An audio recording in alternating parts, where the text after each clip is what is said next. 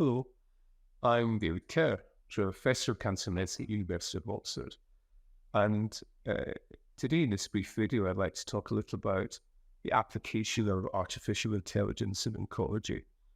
I'm sure that, like me, you've seen an extraordinary amount of information, misinformation, being presented about artificial intelligence in the mainstream media. It seems impossible to avoid it, whether on television, podcasts, print media, wherever we look. We're being warned that the end of the world is nigh, and that artificial intelligence will soon provide some form of robotic armies that will take over the world and lead to the end of the human race.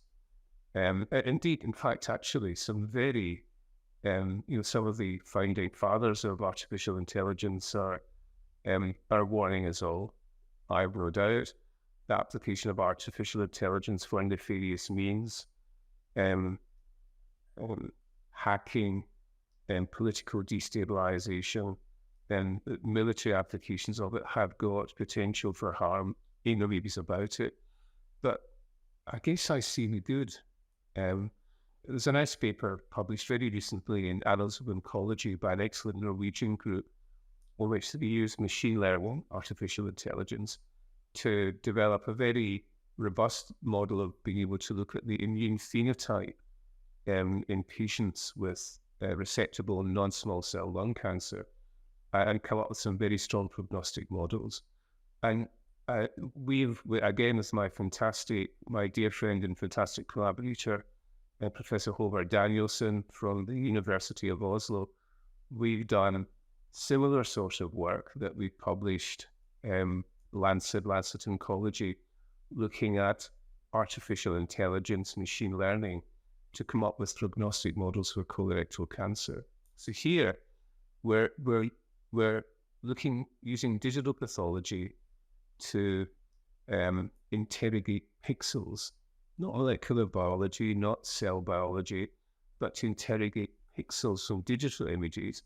And the machine can learn to differentiate good from bad pixels, good from bad prognosis. So a very strong example as to how I think digital pathology, artificial intelligence are partners made in heaven.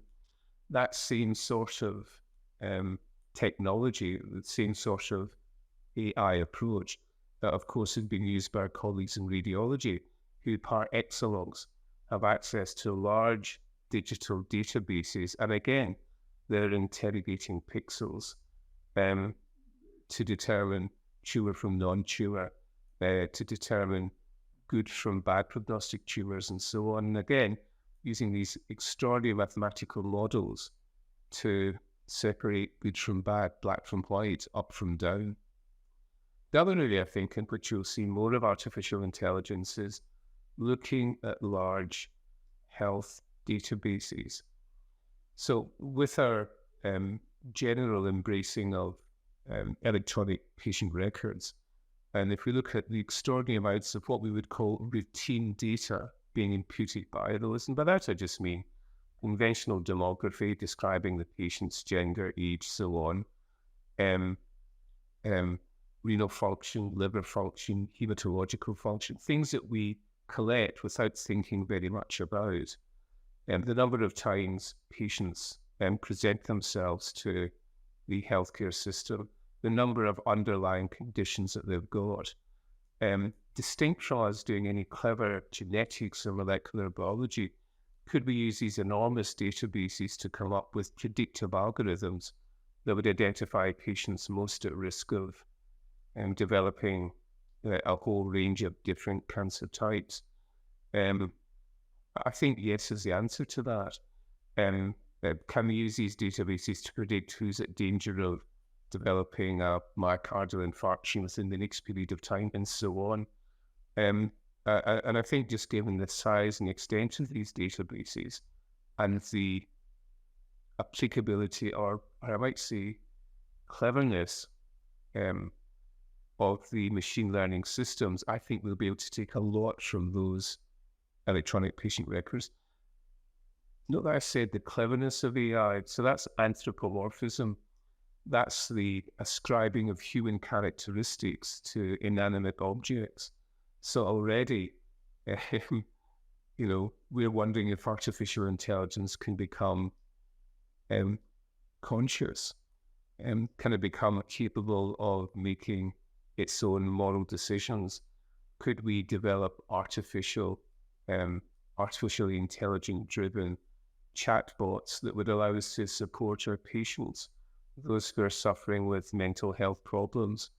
Is it possible that chatbots could play a role when we come to end-of-life care, supporting patients in that way also? So much to explore, but I feel, to be honest, a tingle of excitement rather than fear. But I'd be very interested in your own comments or indeed your own ideas about how AI could be applied to help support us in the wider oncology community. Thanks for listening to me ramble, as always. And for the time being, Medscapers, over and out. Thank you.